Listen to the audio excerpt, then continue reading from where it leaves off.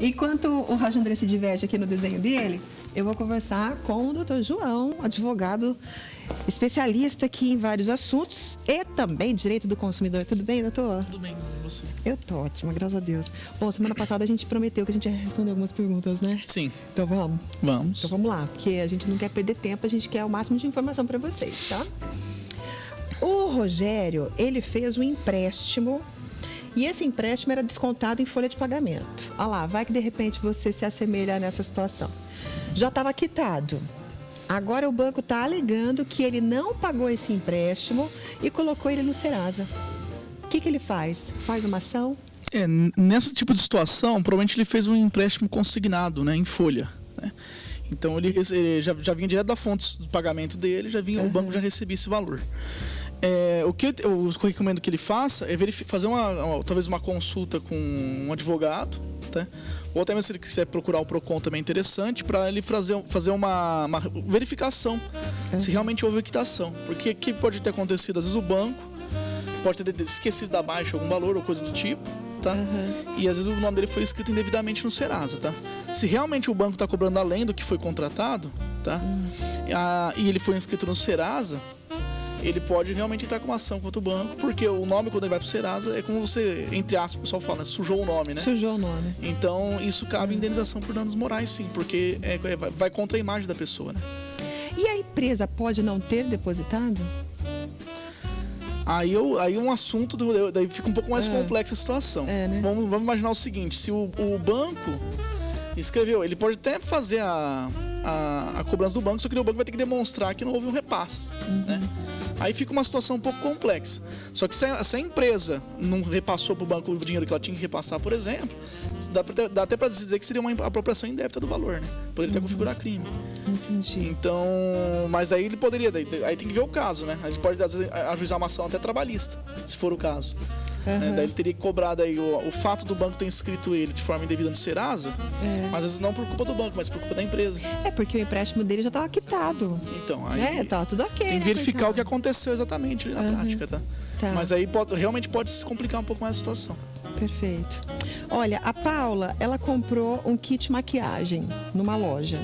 E daí ela passou a maquiagem e deu alergia. A loja não quer se responsabilizar, que diz que isso é um caso dermatológico. E aí?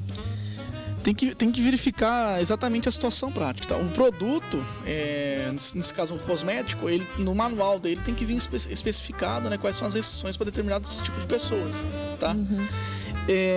Agora, assim, se o produto estiver dentro da regulamentação, tiver as orientações de quem pode, quem não pode, ou informando pessoas com tal tipo de problema de saúde não podem usar esse produto, aí a empresa realmente se isenta, tá? Agora, se não for o caso, não tiver nenhum tipo de orientação e realmente o produto fez mal para ela, dependendo da situação, ela realmente pode pedir daí uma indenização por danos estéticos, se realmente fez mal esteticamente para ela e isso afetou ela. Mas aí não é junto à loja, né? É junto à fábrica.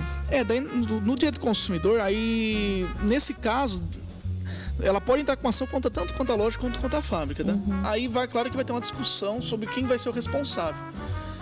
Mesmo que a loja venha a ser responsabilizada, se vem uma falha da fábrica, aí a loja, mesmo que pague para o consumidor, depois ela pode entrar com uma ação de regresso contra a fábrica, por exemplo. Entendi. Então, no fim, quem vai responder por último vai acabar sendo a fábrica, sim. Tá. Jean Carlos ligou, beijo, Jean.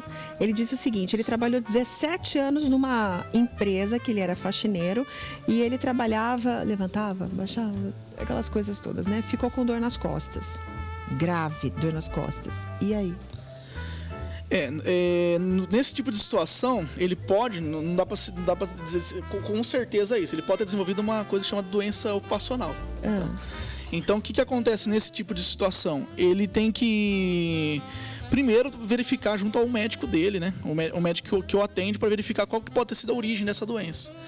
O que acontece às vezes? As pessoas vão até o médico e o médico fala assim, olha, como é que você está trabalhando? Estou fazendo tal tipo de movimento. Tá? Aí tem que verificar realmente, se for do trabalho, no caso ele poderia ingressar com uma ação contra a empresa. Se realmente for uma coisa que vai se prolongar pro resto da vida dele, uma sequela que vai ficar ali, aí ele pode realmente pedir uma indenização por isso. Olha, eu acho tão estranho algumas coisas assim. Por exemplo, não é querendo defender os seus patrões aqui não, os antigos patrões, viu, Jean? Mas, por exemplo, um caminhoneiro.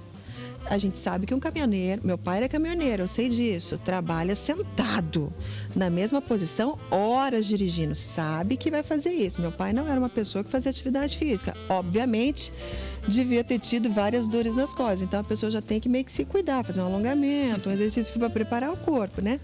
Então assim, sabe que vai abaixar, levantar toda hora, sabe que o trabalho exige isso, né, Fátima? A Fátima vira e mexe, tá ali, ó, mexendo doce, né? Sabe que pode ser que tenha uma dor no ombro, uma hora, alguma coisa, então já tem que meio que se preparar. Até que ponto a empresa é a culpada?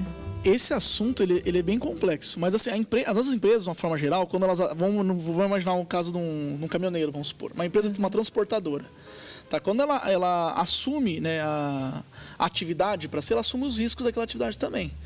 Então, o que acontece? O empregador, ele já tem que verificar, tem um tipo de programa que é feito, que chama PCMSO, que toda empresa, teoricamente, é obrigada a fazer esse tipo de programa. E ali tem as medidas de controle de saúde e de doenças ocupacionais. Então, normalmente, isso é feito por um médico, tá? A empresa, isso é por lei, a empresa tem que ter esse laudo, tá? Verdade. E aí já é orientado ali que tipo de medidas ela tem que tomar para evitar que a pessoa tenha uma doença.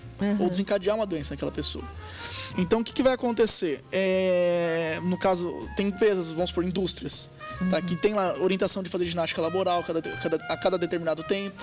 Tá? Já para prevenir, né, futuras. Nós tivemos aí várias medidas aí do Ministério Público em relação a isso. Em 2012, por exemplo, saiu uma medida, foi em 2012 ou 2013, do Ministério Público para fiscalização em frigorífico por conta de doença ocupacional, de LER, né, por causa do movimento repetitivo.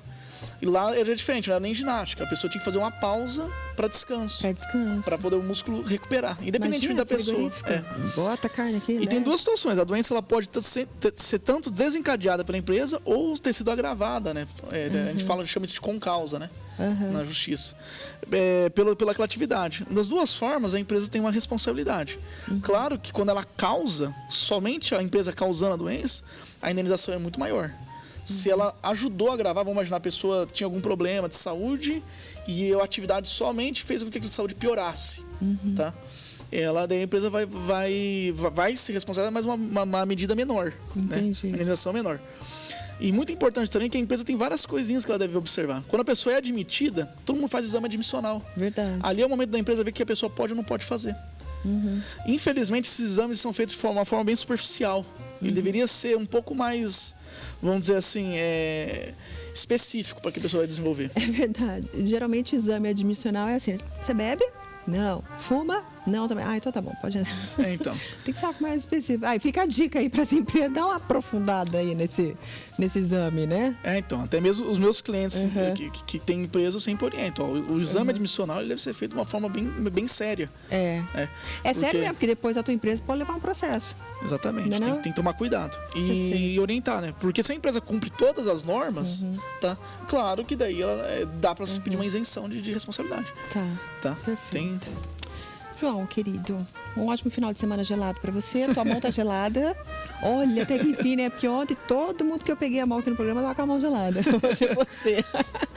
Tá frio, né? Daqui um dia você volta, porque o Anderson ficou sem resposta, viu, Anderson? Anotei sua pergunta aqui, tá? A Paula também ficou sem resposta, a outra Paula que ligou. O Juarez também e o João, seu xará, também ficou sem resposta. Então, daqui uns dias, o doutor João vai voltar para responder vocês, certo? Obrigado, querido. Que isso, eu que agradeço.